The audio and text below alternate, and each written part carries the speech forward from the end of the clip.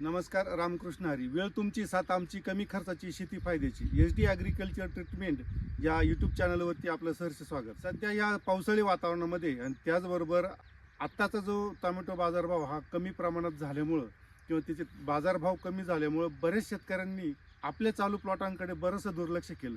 त्या पिरियडमध्ये खराब वातावरण आणि त्याचबरोबर आपल्याला आहे त्या बाजारभावामध्ये चांगला दर्जेदार माल नेण्यासाठी किंवा टिकवणक्षम जर माल आपला जर मार्केटमध्ये जर गेला तर चांगल्या प्रकारचा आहे तो दर आपल्याला मिळून आर्थिक बाजू आपली भक्कम राहील. त्याकरता या कालावधीमध्ये योग्य फवारणी त्याचबरोबर खतांचं नियोजन आणि प्लॉटांकडे केलेलं हे दुर्लक्ष याच्यातून बाहेर पडून आपल्याला 100% आपला माल आणि आपल्या प्लॉटची काळजी घेणं गरजेचे. त्याकरता फवारणी असेल, खते असेल यांच्या माध्यमातून आपण आपले प्लॉट सुरक्षित ठेवणं गरजेचं आहे. आता बरेच ठिकाणी व्हिजिट करत असताना 7-8 तोडे झाल्यानंतर चांगला भरगतचा माल निघतोय. त्या पिरियडमध्ये बाजारभाव कमी झाला आणि शेतकऱ्यांनी बरंच दुर्लक्ष केलं. फवारणी असेल, खतांचं नियोजन असेल, अक्षरशः थांबून घेतलेलं 12-13 दिवसापासून कोणत्याही प्रकारे फवारणी असेल, खतं असेल यांचा वापर शेतकऱ्यांनी केला नाही. या व्हिडिओच्या माध्यमातून एकच सांगायचं आहे का बाजारभाव चालू स्थितीमध्ये काही असो पण आपण त्या कंडिशनमध्ये आपण बदल करू शकत नाही. पण आहे तो माल आपल्याला चांगल्या बाजारभावामध्ये किंवा जो आहे तो माल आपल्याला चांगला मार्केटमध्ये किंवा दर्जेदार कसा नेऊन आहे ते मार्केट चांगल्या पद्धतीनं कसं उपलब्ध करून घेता येईल या संदर्भातली कन्सेप्ट ठेवून जर शेतकऱ्यांनी प्रत्येक गोष्ट जर फॉलो केली, कारण आपण लागवडीपासून तर माल काढणीपर्यंत जो आता आपण तोडा चालू त्यापर्यंत आपण टोटल खर्च केलेला असतो, चांगलं जीव लावून काम केलेलं असतं आणि त्याच्यानंतर जो माल आपल्याला पाहिजे असतो, जो चांगला माल आपल्याला मार्केटमध्ये न्यायचा असतो आणि ती वेळ येते त्यावेळेस जर बाजारभाव पडला ना आपण दुर्लक्ष आपल्या प्लॉटांकडे जर केलं तर 100% आपले प्लॉट नुकसानीमध्ये किंवा आपलं उत्पादन मोठ्या प्रमाणात घटतं. खराब वातावरणामध्ये साधारण 36 ते 45 तासामध्ये प्लॉट खराब झालेले अशा कंडिशनमध्ये किंवा अशा अवस्थेत जर शेतकऱ्यांची परिस्थिती असेल किंवा मानसिकता असेल तर खर्च करून किंवा लागवड करून आपण स्वतःहून आपले नुकसान वाढवून घेत असतो. त्याकरता प्रॉपर काम शेवटपर्यंत असू द्या आणि पहिली गोष्ट लागवडीपासून तर आपल्याला शेवटच्या तोडणीपर्यंत आपल्याला झाडाचा जोपर्यंत आपण लाईफ वाढवतो तोपर्यंत आपल्याला दर्जेदार मार्केटमध्ये माल नेता येईल या कंडिशननं किंवा मानसिकतेनं विचार करणं पण गरजेचं आहे. कारण सर्वात महत्त्वाचं म्हणजे झाड चांगलं राहिलं, पानं चांगली राहिली, पाला चांगला राहिला तर आपल्याला फळ फुगवणीसाठी कोणत्याही प्रकारे फवारणीच्या माध्यमातून अतिरेक करण्याची गरज पडत नाही. यामध्ये बऱ्याच शेतकऱ्यांनी आता बाजारभाव कमी झाला आहे तो माल आपल्याला चांगल्या पद्धतीनं फुगवण करून घेण्यासाठी फवारणीच्या माध्यमातून प्रचंड स्वरूपामध्ये संजीवकाचा वापर करून फुगवणीसाठी प्रयत्न केला जातो. त्या कालावधीमध्ये ती फवारणी असेल, फुगवणीच्या संदर्भातल्या संजीवकाचा वापर असेल, त्याचबरोबर खराब वातावरण असेल, त्याच्यानंतर तिसरी जोड म्हणजे आपल्याला कोणती का आपण थांबवलेले खतांचं नियोजन किंवा फवारणीचं बऱ्यापैकी नियोजन थांबवलेलं.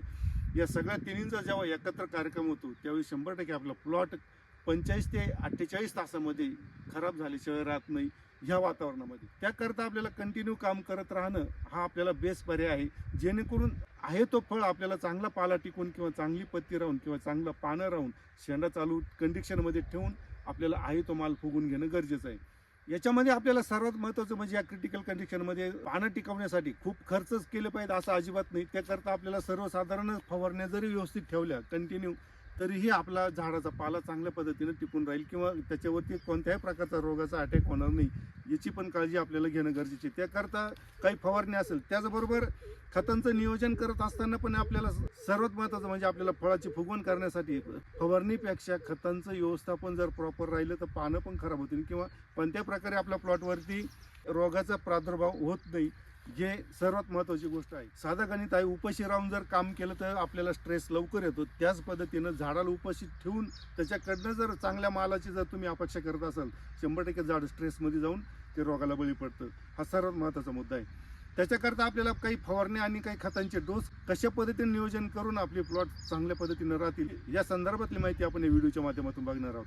सर्वप्रथम आपल्याला हे जर वातावरण ढगाळ असलं, कायमस्वरूपीमध्ये पाऊस पण येतोय, पानं पण चांगल्या पद्धतीने ओलं असतात, म्हणजे थोडक्यात सिस्टमॅटिक अर्थात आंतरप्रवाही बुरशीनाशकाचा वापर करण्यासाठी आपल्याला वातावरण किंवा ती परिस्थिती अनुकूल नसेल तर त्या ठिकाणी आपल्याला स्पर्शीय बुरशीनाशक अर्थात कॉन्टॅक्ट फंगिसाईडचा आपल्याला त्या ठिकाणी वापर करून आपल्याला ती वेळ किंवा तो कालावधी आपल्याला पुढे कसं सारखवून येता येईल त्याकरता आपल्याला ही फवारणी करून घेणं गरजेचे आहे. त्याच्यामध्ये आपल्याला सर्वात महत्त्वाचं म्हणजे अशा वातावरणामध्ये फुलकळी जरी असली त्या कालावधीमध्ये आपल्याला त्याच्यामध्ये हे कॉपर घ्यायचे 400 ग्रॅम COC, त्याच्यासोबत टिल्ट घ्यायचं आपल्याला 30 मिली आणि एक कीटकनाशक त्याच्यामध्ये आबासीन तुम्ही घेऊ शकता. त्याच्यामध्ये आबासीन घ्यायचं आहे 100 मिली. हे 200 लिटर पाण्याला घेऊन चांगल्या पद्धतीनं कव्हरेज मिळेल या पद्धतीनं फवारणी करून घेणं गरजेचं आहे.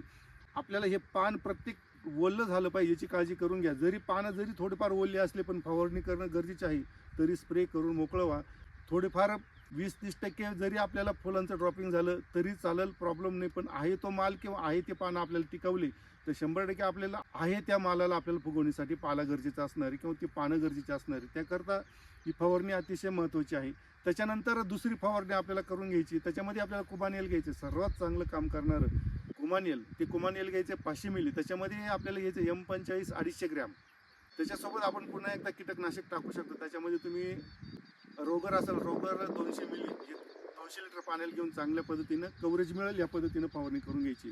साधारण तुमचा हा 8 दिवसाचा किंवा 7 दिवसाचा कालावधी या स्प्रेमध्ये तुमचा पुढं कव्हर होतो. त्या पिरियडमध्ये जर वातावरण चांगलं सापडलं किंवा या परिस्थितीमध्ये जर दिवसभराची उघडीप जर मिळाली त्या पिरियडमध्ये आपल्याला चांगल्या पद्धतीनं एक तिथे सिस्टमॅटिक स्प्रे करून घेणं गरजेचे आहे. त्या ठिकाणी आपण घेऊ शकतो फॉलिक्युअर 100 मिली आणि त्याच्यासोबत आपण अँट्राकॉल 500 ग्रॅम हे 200 लिटर पाण्याला घेऊन चांगल्या पद्धतीनं कव्हरेज मिळेल या पद्धतीनं फवारणी करून घेणं गरजेचे आहे. साधारण या पद्धतीची फवारणी असणं गरजेचं आहे. त्याच्यासोबत पुन्हा जर आपल्याला कंटिन्यू जर उघडीपच नाही आहे, पानं ओले सारखे, त्याच्यामध्ये हे दोन पहिले जे कॉपर आणि कुमानचे हे 2 स्प्रे झाल्यानंतर पुन्हा जर गरज वाटते तिथं आपण स्पर्शीय बुरशीनाशकाचा आपण वापर करू शकतो. तिथं आपल्याला घ्यायचं आहे कॅप्टप 300 ग्रॅम आणि प्रोफाईट 400 ग्रॅम हे 200 लिटर पाण्याला घेऊन चांगल्या पद्धतीनं कव्हरेज मिळेल या पद्धतीनं फवारणी करून घ्यायची.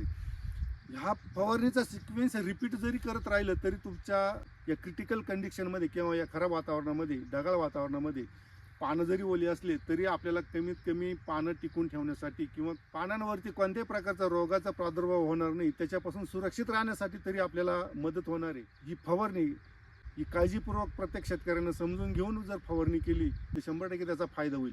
त्याच्यासोबत आपल्याला खतांचं नियोजन ठेवणं गरजेचं आहे. त्याच्यामध्ये आपल्याला सर्वात महत्त्वाचं म्हणजे मॅग्नेशियम असेल, कॅल्शियम असेल, त्याच्याबरोबर पोटॅश असेल आणि फॉस्फरस यांचं कॉम्बिनेशन किंवा यांचं संतुलन आपल्याला या पिरियडमध्ये किंवा या कालावधीमध्ये ठेवणं गरजेचं आहे. त्याकरता आपल्याला सर्वात प्रथम आपल्याला घ्यायचं कॅल्शियमचा रोल खूप महत्त्वाचा असणार आहे. कारण माल जर उघडा पडला म्हणजे अर्थातच जर पानं कमी असले त्या ठिकाणी या सतत पडणाऱ्या पावसामध्ये किंवा या खराब वातावरणामध्ये क्रॅकिंगची समस्या बऱ्यापैकी प्लॉटांमध्ये दिसून येते.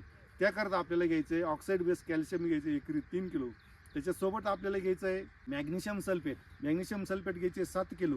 हे आपल्याला एकराच्या हिशोबाने ड्रिपच्या माध्यमातून द्यायचं आहे.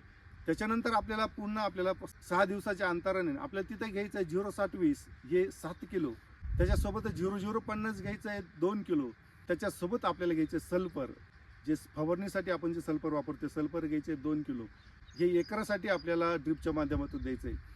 त्याच्यानंतरचा जो पुन्हा आपल्याला खताचा 3रा डोस द्यायचा जेणेकरून फुगवण पण चांगली झाली पाहिजे. नायट्रोजनची गरज असते फुगवणीसाठी आणि महत्त्वाचं म्हणजे शेंडा जर प्लॉटचा जर चालू असला तर आपल्याला फुगवणीसाठी खूप दमावं लागत नाही, ही पण लक्षात घेणं गरजेचे आहे. त्याकरता आपल्याला तिथं थोडंफार नायट्रोजन आणि फॉस्फरसची पण गरज असते.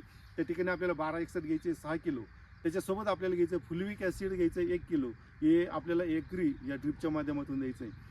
अशा पद्धतीनं आपलं साधारण 15 ते 20 दिवसापर्यंत खतांचं फवारणीचं नियोजन कितीही क्रिटिकल कंडिशन राहिली सरासरी हे जरी आपण अवलोकन केलं तरी आपल्याला आपल्या प्लॉटच्या मालाची साईज होण्यासाठी 100% फायदा होणार आहे.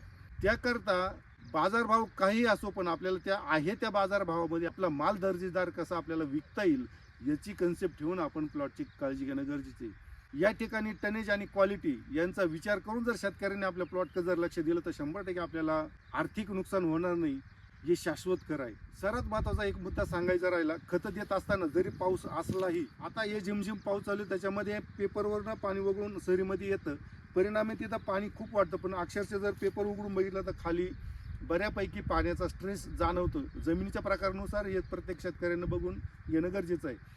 त्या ठिकाणी पाण्याचं प्रमाण आपल्या जमिनीच्या प्रकारानुसार आपल्याला तिथं वाढवून घेणं गरजेचं आहे.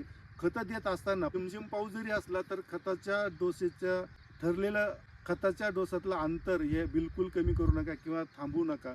खताचा डोस कंटिन्यू चालू असू द्या, जेणेकरून स्प्रे एक दिवस लेट झाला चालू पण खतांचं नियोजन अजिबात चुकवता कामा नये, जेणेकरून आपल्याला त्याचे तोटे पुढे प्लॉटवरती दिसणार नाही. व्हिडिओ आवडल्यास नक्की शेअर, सबस्क्राईब आणि लाईक करा. सर्वात महत्त्वाचं म्हणजे काही शंका असल्यास तर तुम्ही या कमेंट सेक्शनमध्ये जरूर लिहा, जेणेकरून या शंकेचं निरसन आम्ही या व्हिडिओच्या माध्यमातून देण्याचा पुरेपूर प्रयत्न करू. धन्यवाद.